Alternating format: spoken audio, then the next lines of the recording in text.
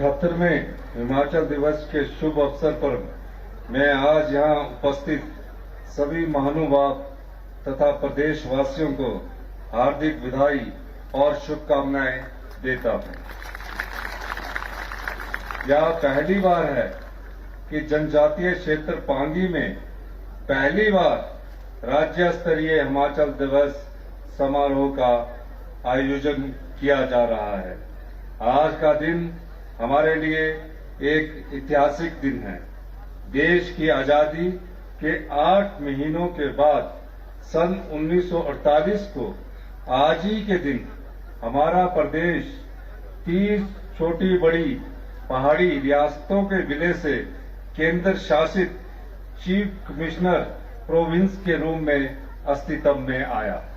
हिमाचल को एक अलग राज्य के रूप में स्थापित करने में उस समय के नेतृत्व के साथ साथ प्रजामंडल आंदोलनों के नायकों, आंदोलनकारियों और प्रदेश की जनता ने महत्वपूर्ण भूमिका निभाई।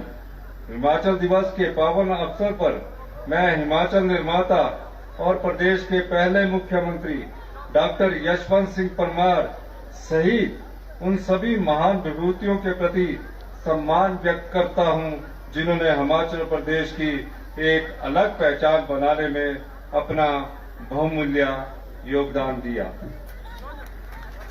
मैं इस वीर भूमि के उन बहादुर सैनिकों एवं स्वतंत्रता सेनानियों को भी श्रद्धांजलि अर्पित करता हूं, जिन्होंने मातृभूमि की रक्षा के लिए सर्वोच्च बलिदान दिया। मैं प्रदेश के मेहनती, ईमानदार व शांति प्रिय लोगों का विशेष रूप से आभार व्यक्त करता हूं, जिनके निरंतर प्रयासों से हिमाचल ने देश विदेश में अपनी एक खास पहचान बनाई है। मैं आज के इस अवसर पर कांग्रेस पार्टी की महान नेता और देश की पहली प्रधानमंत्री श्रीमती इंदिरा गांधी जी को भी याद करना चाहूंगा, जिनका पांगी घाटी के साथ गहरा नाता रहा है। वे देश की पहली प्रधानमंत्री हैं जो साल 1984 में पांगी आई और उसके बाद यहाँ का विकास आगे बढ़ा। यह जनजातीय क्षेत्रों के विकास के लिए कांग्रेस सरकार की प्रतिबद्धता का प्रमाण है।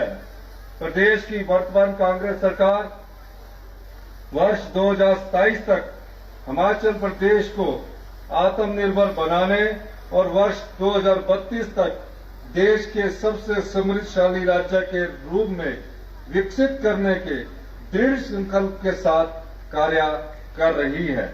पिछले 2 वर्षों में प्रदेश सरकार और जनता ने आर्थिक चुनौतियों का डटकर सामना किया।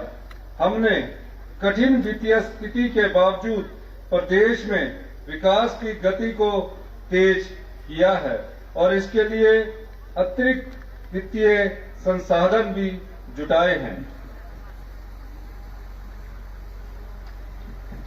हमारी सरकार ने नीतियों और कानून में बदलाव लाकर अर्थव्यवस्था को पटरी पर लाने का प्रयास किया है।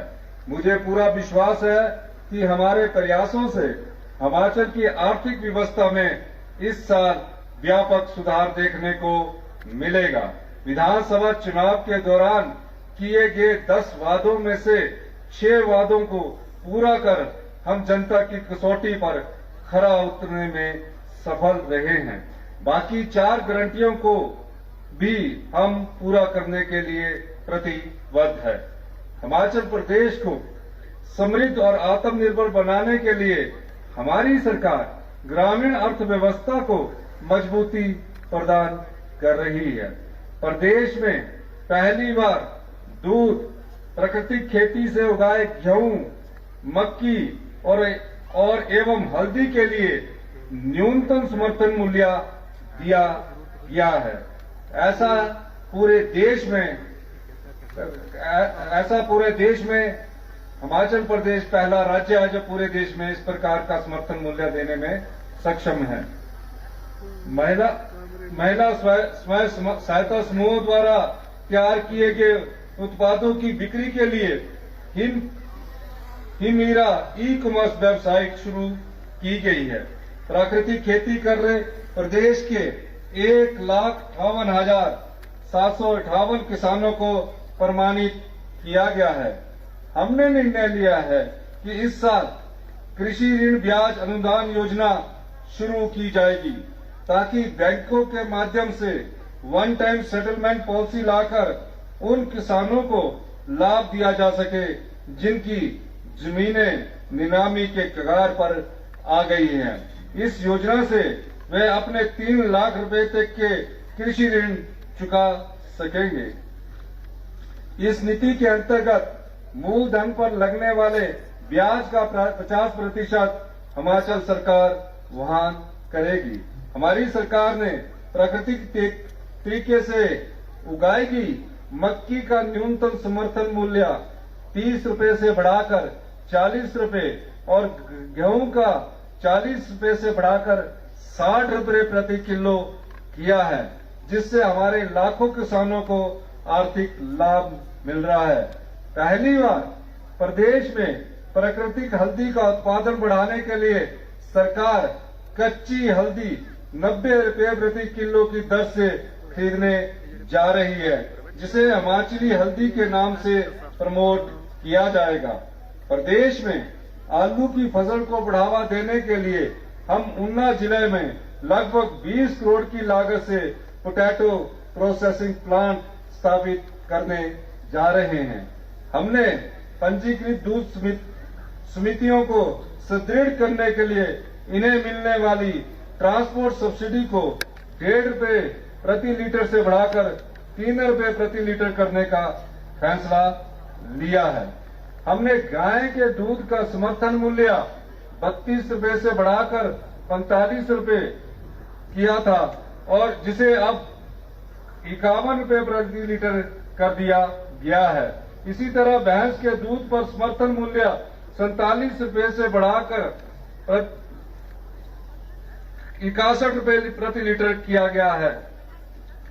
प्रदेश के सेब बागबानों को लाभान्वित करने के लिए हमारी सरकार ने पिछले साल से यूनिवर्सल कार्टन का इस्तेमाल शुरू किया और मंडी मध्यस्थता योजना के अंतर्गत लगभग 153 करोड़ रुपए की देनदारियां चुकाई है। हमने 31 मार्च 2026 तक हिमाचल को ग्रीन एनर्जी स्टेट बनाने का लक्ष्य रखा है, जिसके लिए सौर ऊर्जा परियोजनाओं को प्राथमिकता दी गई है। प्राकृतिक और हरित हिमाचल का लक्ष्य हासिल करने के लिए हम परिवहन क्षेत्र में ई व्हीकल्स और इंफ्रास्ट्रक्चर डेवलपमेंट को बड़े स्तर पर प्रोत्साहन दे रहे हैं। चंबा में प्रदेश के पहले ग्रीन हाइड्रोजन मोबिलिटी स्टेशन के निर्माण का कार्य जारी है। सोलन जिला के नालागढ़ में 1 मेगावाट की ग्रीन हाइड्रोजन परियोजना स्थापित की जा रही है। प्रदेश सरकार जनजातीय क्षेत्रों के विकास को प्राथमिकता दे रही है। जनजातीय क्षेत्रों में 200 किलोवाट से 1 मेगावाट तक के सौर ऊर्जा संयंत्र को स्थापित करने के लिए क्षेत्रवासियों को 5% ब्याज उपदान दिया जाएगा। इलेक्ट्रिकल वाहनों को बढ़ावा देने के लिए प्रदेश में 6 ग्रीन कॉरिडोर स्थापित किए जा चुके हैं। 3000 डीजल और पेट्रोल टैक्सी वाहनों को इलेक्ट्रिकल टैक्सी वाहनों में बदलने के लिए 40% तक की सब्सिडी प्रदान की जाएगी। 1000 बस रूटों के नए परमिट निजी क्षेत्र को आवंटित किए जाएंगे। वन प्रबंधन और वन क्षेत्र विस्तार में महिला मंडलों और युवक मंडलों की भागीदारी को बढ़ाने के लिए 100 करोड़ रुपए के व्यय के साथ नई राजीव गांधी वन संवर्धन योजना लागू की जाएगी। महिलाएं और युवा वन भी बचाएंगे और पैसे भी कमाएंगे। इस योजना के अंतर्गत प्रत्येक समूह को, प्रत्येक युवा मंडल को, प्रत्येक महिला मंडल को 5 वर्ष में 6,40,000 रुपए की धनराशि प्रदान की जाएगी। पात्र महिलाओं को प्रति माह 1,500 रुपए की आर्थिक सहायता प्रदान करने के लिए शुरू की गई इंदिरा गांधी प्यारी बहना सुख सम्मान निधि योजना के अंतर्गत 1 जनवरी 2025 से 31 मार्च 2026 के बीच 21 वर्ष की आयु पूरा करने वाली तथा डोमेस्टिक हेल्पर के रूप में कार्य करने वाली महिलाओं को इस योजना का लाभ इस वित्त वर्ष में प्रदान कर दिया जाएगा। भवन एवं अन्य कामगार कल्याण बोर्ड से पंजीकृत पात्र विधवाओं, एकल, निराश्रित एवं दिव्यांग महिला श्रमिकों जिनकी आय 2,50,000 रुपए सालाना से कम है को गृह निर्माण के लिए 3 लाख रुपए की वित्तीय सहायता दी जा रही है। हमारी सरकार ने महर्षि वाल्मीकि कामगार आवास योजना को मंजूरी प्रदान की गई है। इस योजना के अंतर्गत 2,50,000 रुपए से कम सालाना आय वाले वाल्मीकि समुदाय के सफाई कर्मचारियों को घर बनाने के लिए 3 लाख रुपए की वित्तीय सहायता देने का प्रावधान किया गया है। हमारी सरकार बीपीएल परिवारों की सूची में संशोधन करने का महत्वपूर्ण कार्य भी कर रही है। हम यह सुनिश्चित करेंगे कि पात्र परिवार ही बीपीएल सूची में आए और इसकी जिम्मेदारी बीडीओ और एसडीएम को दी गई है। हमने दिहाड़ीदारों को 25 रुपए बढ़ोतरी के साथ 425 रुपए प्रतिदिन दिहाड़ी देने का निर्णय लिया है। मनरेगा दिहाड़ी में 80 रुपए की ऐतिहासिक वृद्धि कर इसे 240 रुपए से बढ़ाकर 320 रुपए किया गया है। अनाथ बच्चों, बेसहारा महिलाओं और वृद्धजनों को सहारा देने के लिए हमने मुख्यमंत्री सुख आश्रय योजना शुरू कर 6,000 बच्चों को चिल्ड्रन ऑफ द स्टेट के रूप में अपनाया है। अनाथ बच्चों को सहारा देने के लिए कानून बनाने वाला हिमाचल प्रदेश देश का पहला राज्य बना है। कई जिलों में चिल्ड्रन ऑफ द स्टेट को दिल्ली, चंडीगढ़, गोवा और अटारी वाघा बॉर्डर आदि स्थानों पर भ्रमण पर भेजा गया है। कांगड़ा जिला को प्रदेश की पर्यटन राजधानी के रूप में विकसित करने का कार्य प्राथमिकता पर जारी है। कांगड़ा जिला में गग्गल हवाई अड्डे का विस्तार किया जा रहा है।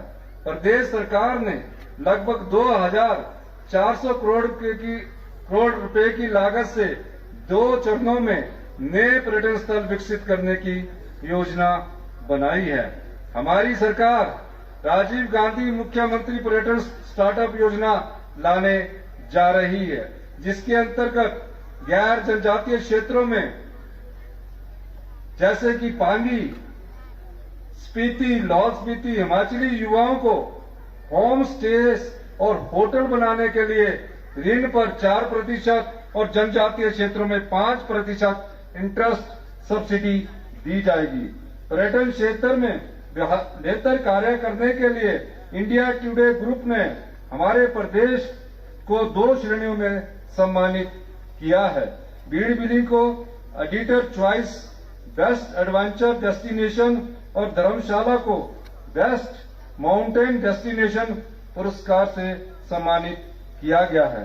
हिमाचल प्रदेश ने 3 राष्ट्रीय पुरस्कार जीते हैं। शिमला जिला की थानेदार ग्राम पंचायत ने सामाजिक रूप से सुरक्षित गांव की थीम पर दूसरा पुरस्कार जीता है। इस पंचायत ने नानाजी देशमुख सर्वोत्तम पंचायत सतत विकास पुरस्कार में तीसरा पुरस्कार जीता है। जल पर्याप्त पंचायत की थीम पर हमीरपुर जिले के बमसन ब्लॉक की सिकंदर ग्राम पंचायत को दूसरा पुरस्कार मिला है। औद्योगिक विकास को बढ़ाने के लिए हमारी सरकार ने पिछले साल 149 औद्योगिक प्रस्तावों को मंजूरी प्रदान की, जिनमें 3,084 करोड़ रुपए का निवेश होगा और लगभग 15,000 लोगों को रोजगार के अवसर प्राप्त होंगे। हमने युवाओं के लिए 680 करोड़ रुपए की राजीव गांधी स्वरोजगार स्टार्टअप योजना शुरू कर अपनी चुनावी गारंटी को पूरा किया है। आने वाले समय में प्रदेश के सभी मेडिकल कॉलेज और 69 सिविल हॉस्पिटल्स, रीजनल हॉस्पिटल्स और सामुदायिक स्वास्थ्य केंद्रों में आधुनिक मशीनें खरीदने पर 1730 करोड़ रुपया खर्च किए जाएंगे। 69 संस्थानों में डायलिसिस सेवा की सुविधा और 11 स्वास्थ्य संस्थानों में ब्लड स्टोरेज यूनिट की स्थापना की जाएगी। आईजीएमसी शिमला, एम्स चम्याना तथा हमीरपुर व नेर चौक मेडिकल कॉलेज में अत्याधुनिक एमआरआई मशीनें और आईजीएमसी शिमला में पैट स्कैन की सुविधा उपलब्ध करवाई जाएगी। आईजीएमसी शिमला में नए कैंसर हॉस्पिटल और ट्रॉमा सेंटर की सुविधा प्रदान कर दी गई है। 70 वर्ष या से अधिक के वृद्धजनों को मुख्यमंत्री वृद्धजन देखभाल योजना के अंतर्गत घर घर जाकर स्वास्थ्य जांच की सुविधा उपलब्ध करवाने का भी हम प्रावधान करने जा रहे हैं। हमने सभी विधानसभा क्षेत्रों में आदर्श स्वास्थ्य संस्थान खोलने का निर्णय लिया है, जिसमें 6 विशेषज्ञ डॉक्टर जैसे medicine, orthopaedics, gynaecologist, ENT, surgery और रेडियोलॉजी आदि उपलब्ध होंगे। कैंसर मरीजों को इलाज सहित 42 प्रकार की दवाइयां मुफ्त प्रदान की जा रही है। पिछली भाजपा सरकार का कार्यकाल जब पूरा हुआ उस समय शिक्षा क्षेत्र में हमारी पूरे देश में रैंकिंग 21वें स्थान पर पहुंच गई थी। हमारे लिए यह बड़ी चुनौती थी और मुझे यह बताते हुए खुशी हो रही है कि शिक्षा को विशेष प्राथमिकता देते हुए इस क्षेत्र में सुधार लाने की दिशा में हमने प्रभावशाली कदम उठाए हैं, जिसके कारण प्रदेश की रैंकिंग में जबरदस्त उछाल आया है। एनुअल स्टेटस ऑफ एजुकेशन की 2024 की एनुअल रिपोर्ट में हिमाचल के विद्यार्थियों के लर्निंग लेवल को अव्वल आंका गया है। इसके अतिरिक्त स्कूलों में पेयजल उपलब्धता के मामले में भी हिमाचल को अव्वल स्थान दिया गया है। राज्य सरकार सरकारी शिक्षण संस्थानों में सुविधाएं बढ़ा रही है और गुणात्मक शिक्षा प्रदान करने के लिए हर संभव प्रयास कर रही है। हमारी सरकार का उद्देश्य क्वालिटी एजुकेशन प्रदान करना है ताकि हमारे युवा आत्मविश्वास के साथ भविष्य की चुनौतियों का सामना कर सके। मेरा मानना है कि सरकारी शिक्षा संस्थानों के विद्यार्थी किसी से कम नहीं है। मैं खुद सरकारी स्कूल से पढ़कर मुख्यमंत्री के पद तक पहुंचा हूं। हमने सरकारी स्कूलों के विद्यार्थियों में आत्मविश्वास पैदा करने और उन्हें शिक्षा के समान अवसर प्रदान करने के लिए सभी सरकारी स्कूलों में पहली कक्षा से अंग्रेजी भाषा को मीडियम बनाया है। प्रदेश के हर विधानसभा क्षेत्र में अत्याधुनिक तकनीक से लैस Rajiv Gandhi day boarding school स्थापित किए जा रहे हैं और इस साल 31 डे बोर्डिंग स्कूलों के निर्माण की प्रक्रिया आरंभ कर दी जाएगी। शिक्षा में सुधार के कदम उठाते हुए हमने प्री नर्सरी से 12वीं तक एक ही डायरेक्टरेट ऑफ स्कूल एजुकेशन का गठन किया है, जबकि डायरेक्टरेट ऑफ हायर एजुकेशन कॉलेजों सहित उस शिक्षा के सभी पहलुओं की देखरेख करेगा। विधवा, बेसहारा, तलाकशुदा महिलाएं और विकलांग माता पिता के बच्चों की शिक्षा के लिए वित्तीय सहायता प्रदान करने के उद्देश्य से हमारी सरकार ने इंदिरा गांधी मुख्यमंत्री सुख शिक्षा योजना शुरू करने का निर्णय लिया है। इस योजना के अंतर्गत पात्र लाभार्थियों को 18 वर्ष से कम आयु के बच्चों की शिक्षा, स्वास्थ्य और पोषण संबंधी खर्चों को पूरा करने के लिए हर महीने 1000 रुपया सहायता का प्रावधान किया जाएगा। ग्रेजुएट, पोस्ट ग्रेजुएट, डिप्लोमा या वोकेशनल कोर्सेज में प्रवेश पाने वाले बच्चों की ट्यूशन फीस और हॉस्टल का खर्चा वहन करने के लिए भी सरकार वित्तीय सहायता प्रदान करेगी। शिक्षकों के लिए विदेशों में एक्सपोजर विजिट की नई पहल भी हमने की है। शैक्षणिक गतिविधियों का ज्ञान अर्जन करने के लिए पहले चरण में 200 शिक्षक सिंगापुर भ्रमण पर भेजेंगे। इसके अलावा 200 शिक्षक प्रदेश के अन्य राज्यों में शैक्षणिक अनुभव हासिल कर लौटे हैं।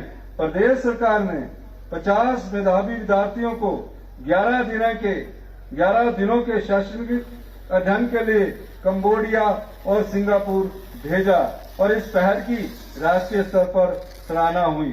हमारी सरकार ने निर्णय लिया है कि कॉलेज और स्कूलों में विभिन्न श्रेणियों के कुल 1000 पद भरे जाएंगे। हिमाचल प्रदेश में नशीले पदार्थों के सेवन और तस्करी को रोकने के लिए हमारी सरकार गंभीर कदम उठा रही है। सत्ता में ही आते पिट एनडीपीएस एक्ट को लागू किया, जो पिछली भाजपा सरकार 5 साल तक लागू नहीं कर पाई। इस कानून के तहत लागू होने के बाद ऐसे लोगों की गिरफ्तारी हुई जो बार बार नशे के काले कारोबार में शामिल थे। आज के दिन मैं नशे के कारोबार करने वालों को कड़ी चेतावनी देता हूं कि इस कारोबार में शामिल लोगों को सलाखों के पीछे पहुंचाया जाएगा तथा उनकी संपत्ति की जांच होगी और राज्य सरकार उन्हें अटैच करेगी। अगर संपत्ति अतिक्रमण कर बनाई है तो उसे गिराया जाएगा। हमने सभी जिला प्रशासन को पंचायत स्तर पर नशीले पदार्थों के सप्लायर और उसके आदी लोग सहित ड्रग नेटवर्क की मैपिंग करने के निर्देश दिए हैं। हमारी सरकार ने नशे के विक्टिम और अपराधियों में अंतर करने के लिए एचपी एंटी ड्रग एक्ट विधानसभा में से पास किया है। नशीले पदार्थों की तस्करी को रोकने के लिए स्पेशल टास्क फोर्स बनाई जा रही है। हिमाचल में ऑर्गेनाइज्ड क्राइम की घटनाओं को देखते हुए राज्य सरकार ने ऑर्गेनाइज्ड क्राइम कंट्रोल एक्ट भी पास कर दिया है। हिमाचल प्रदेश में जल आपूर्ति की गुणवत्ता में सुधार लाने के उद्देश्य से 200 करोड़ रुपए के प्रावधान के साथ नई मुख्यमंत्री स्वच्छ जल शोधन योजना की शुरुआत की जाएगी। Himachal Pradesh rural drinking water upgradation project के तहत 745 करोड़ की लागत से 8 जिलों में ग्रामीण क्षेत्रों में 20,663 घरों तक बेहतर आपूर्ति सुनिश्चित की जाएगी। यात्रियों को बेहतर परिवहन सेवा प्रदान करने के लिए सरकार लगातार प्रयास कर रही है। इस साल परिवहन निगम में अतिरिक्त 500 ई बसें की खरीद की जाएगी। शिमला शहर में 1,734 करोड़ 40 लाख की लागत से दुनिया के सबसे बड़े रोपवे का कार्य जल्दी शुरू किया जाएगा। 15 स्टेशन को जोड़ने वाला यह रोपवे लगभग 14 किलोमीटर लंबा होगा। देश की आजादी के बाद पहली बार बड़ा बंगाल जैसे अति दुर्गम क्षेत्र को सड़क सुविधा से जोड़ने और शिमला के दुर्गम क्षेत्र डोडरा क्वार तक पक्की सड़क पहुंचाने की पहल की है, जिससे ये क्षेत्र भी विकास की मुख्य धारा से जुड़ जाएंगे। हमारी सरकार ने भ्रष्टाचार पर अंकुश लगाने के लिए जीरो टॉलरेंस नीति अपनाई है। पूर्व सरकार के दौरान हिमाचल प्रदेश कर्मचारी चयन आयोग के माध्यम से हुई भर्तियों में घोटालों और युवाओं के भविष्य से हो रहे खिलवाड़ को देखते हुए हमारी सरकार ने इस आयोग को बंद करके इसके स्थान पर पारदर्शिता व जवाबदेही सुनिश्चित करने के लिए राज्य चयन आयोग की स्थापना की है। आम लोगों को राहत प्रदान करने के लिए हमारी सरकार ने प्रदेश के इतिहास में पहली बार तहसील और उसकी तहसील पर विशेष इंतकाल राजस्व अदालतों का आयोजन किया। अब तक 2,75,000 से अधिक इंतकाल, 16,258 तकसीम, 27,404 निशानदही और 7,260 दुरुस्ती के मामलों का निपटारा किया गया है। प्रदेश के दूर दराज इलाकों में रहने वाले लोगों को अपने छोटे छोटे काम करवाने के लिए जिला मुख्यालय या सचिवालय आने की जरूरत ना पड़े और उनके धन व समय की बचत हो। इस सोच के साथ हमने सरकार गांव के द्वार कार्यक्रम की शुरुआत की है। मैं स्वयं डोडरा ख्वार और कुपवी गया और एक रात वहां रुका।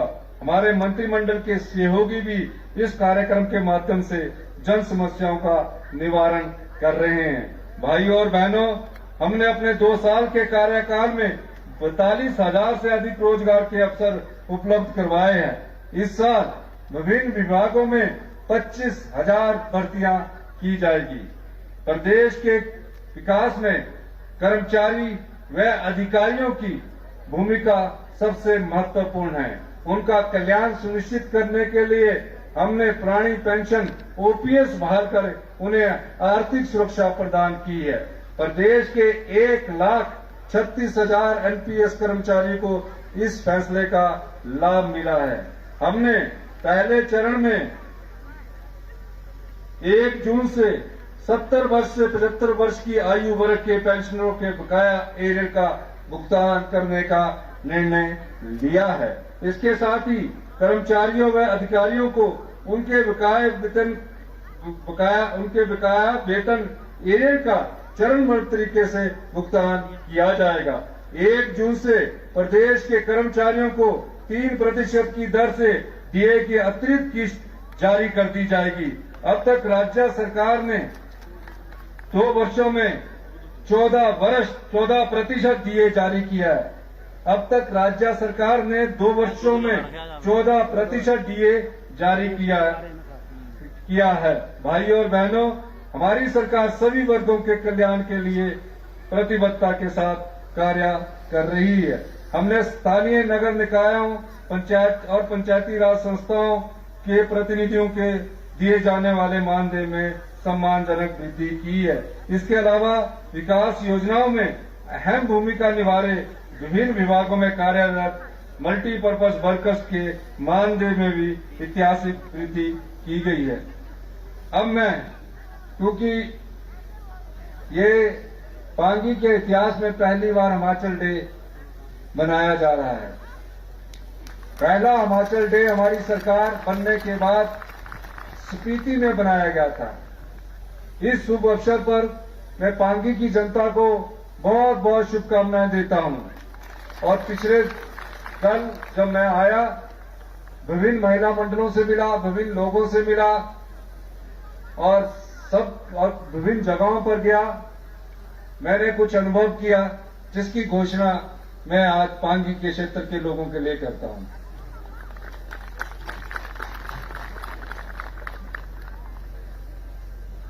पांगी घाटी में कुल 16,000 परिवार है और मैं पांगी घाटी की महिलाओं को 1500 रुपए की 3 किस्तें एक साथ इंदिरा गांधी प्यारी बहना सुख सम्मान निधि के तहत देने की घोषणा करता हूं। मैं घोषणा करता हूं कि बाकी बचे पात्र परिवारों की औपचारिकताएं पूरी करने के बाद उन्हें भी इस योजना का लाभ दिया जाएगा। 3 महीने की किस्त अप्रैल, मई, जून की आज आपके अकाउंट में या कल सुबह तक आप सब पांगी महिलाओं के अकाउंट में आ जाएगी। पांगी क्षेत्र के महिला मंडलों के भवन निर्माण के लिए मैं विशेष परिस्थितियों को ध्यान में रखते हुए जितने भी महिला मंडल मुझे मिले हैं समुचित धन उपलब्ध करवाने की घोषणा करता हूं। क्षेत्र में परिवहन की सुविधा को बेहतर बनाने के लिए राज्य सरकार पांगी के युवाओं को 20 बस परमिट प्रदान करेगी। मैं घोषणा करता हूं, इन डीजल बसों की खरीद के लिए जो भी युवा आगे आएगा राज्य सरकार 40% सब्सिडी इन पांगी क्षेत्र के युवाओं को प्रदान करेगी। इसके साथ ही 4 महीने का जो रोड टैक्स है वो भी माफ किया जाएगा। मैं साज को सब तहसील बनाने की भी घोषणा करता हूं। पांगी घाटी में बिजली व्यवस्था को बेहतर बनाने के लिए राज्य सरकार 62 करोड़ की विभिन्न परियोजनाओं पर काम कर रही है। टिंडी से शोर तक 11 केवी की लाइन बिछाने के लिए 5 करोड़ रुपए के बजट का प्रावधान किया गया है। मैं थ्रोड से किलाड़ तक 33 केवीए लाइन बिछाने के लिए 45.50 करोड़ रुपए प्रदान करने की घोषणा करता हूं। उदयपुर से किलाड़ सड़क को बेहतर बनाना हमारी सरकार की प्राथमिकता है। हमने इस सड़क के जल्द से जल्द निर्माण को केंद्र सरकार के साथ पुरजोर तरीके से उठाया है, जिसके कारण टिंडी से लेकर जो आगे 30 किलोमीटर तक है उसका टेंडर प्रोसेस जल्दी ही पूरा होगा। मैं लाहौल स्पीति और चंबा के जिला प्रशासनों को भूमि अधिग्रहण करने का काम जल्दी शुरू करने का निर्देश देता हूं। मैं पांगी के सभी किसानों को जो इस क्षेत्र में जौ की खेती करते हैं, प्राकृतिक जौ पर हिमाचल प्रदेश की सरकार जितने भी पांगी क्षेत्र के लोग हैं उनसे 60 रुपए किलो के आधार पर जौ खरीदने की घोषणा करता हूं। आप पांगी के किसानों को जो सरकार खरीदेगी और उसका समर्थन मूल्य पहले साल 60 रुपए होगा। जो भी किसान अपनी जौ बेचना चाहता है वो 60 रुपए के हिसाब से अपनी जौ हिमाचल प्रदेश सरकार को बेचेगा, जिससे आपकी आर्थिक समृद्धि और होगी। ये मिनिमम सपोर्ट प्राइस है। आप इसमें जो भी अपना एक फॉर्म भरेंगे उसके आधार पर आपसे जौ की खेती की जाएगी। इसी के साथ मैं हिमाचल प्रदेश का पहला प्राकृतिक खेती सब डिवीजन बनाने की भी पांगी को घोषणा करता हूं। पांगी डिवीजन हिमाचल प्रदेश का पहला प्राकृतिक खेती सब डिवीजन होगा और मैं इसके लिए 5 करोड़ रुपया देने के रिवॉल्विंग फंड की भी घोषणा करता हूं, ताकि आप प्राकृतिक बीज का प्रयोग कर सके और जो प्राकृतिक रूप से उगाया हुआ आपका जो भी उत्पाद होगा, कृषि उत्पाद होगा, सरकार उसके लिए उचित मार्केट का प्रावधान करेगी। यह हिमाचल प्रदेश का पहला नेचुरल फार्मिंग प्राकृतिक खेती का पहला सब डिवीजन घोषित किया जाएगा, नोटिफाई किया जाएगा। इसमें किसी भी प्रकार के यूरिया का प्रयोग नहीं किया जाएगा। जो प्राकृतिक ने यहां दिया है उसी प्राकृतिक के आधार पर यहां हम अपना प्राकृतिक उत्पाद पैदा करेंगे। इसके अलावा मैं यहां पर 10,000 लीटर के मिल्क प्रोसेसिंग यूनिट की बनाने की भी घोषणा करता हूं। गांव में बेहतर शिक्षा बच्चों को मिले, इसके लिए राज्य सरकार राजीव गांधी बोर्डिंग स्कूल पांगी में खोलने जा रही है, जिनमें पढ़ाई की सुविधा के साथ पौष्टिक आहार और खेल की सुविधा भी मिलेगी। मैं घोषणा करता हूं कि पांगी घाटी में भी Rajiv Gandhi day boarding school खोला जाएगा। स्वास्थ्य सेवाओं को बेहतर बनाने के लिए मैं सिविल हॉस्पिटल किलाड़ को आदर्श स्वास्थ्य संस्थान बनाने की घोषणा करता हूं। यहां पर 6 विशेषज्ञ डॉक्टर की नियुक्ति की जाएगी। पांगी घाटी में पर्यटन की संभावनाएं हैं, जिन्हें देखते हुए मैं यहां के जो होम स्टे के लोग कार्य कर रहे हैं कि रजिस्ट्रेशन फीस पर 50% की कमी करने की घोषणा करता हूं। पांगी घाटी की आंतरिक सड़कें बेहतर बने, इसके लिए मैं 3 करोड़ रुपए देने की घोषणा करता हूं। मैं एक बार फिर से पांगी घाटी के लोगों से सौर ऊर्जा प्लांट लगाने का अनुरोध करता हूं, जिस पर राज्य सरकार आपको 5% अनुदान के साथ सब्सिडी भी उपलब्ध करवाएगी। एक बार फिर से सभी पांगी वासियों को, सभी हिमाचल वासियों को हमारी ओर से हिमाचल प्रदेश की बहुत बहुत शुभकामनाएं।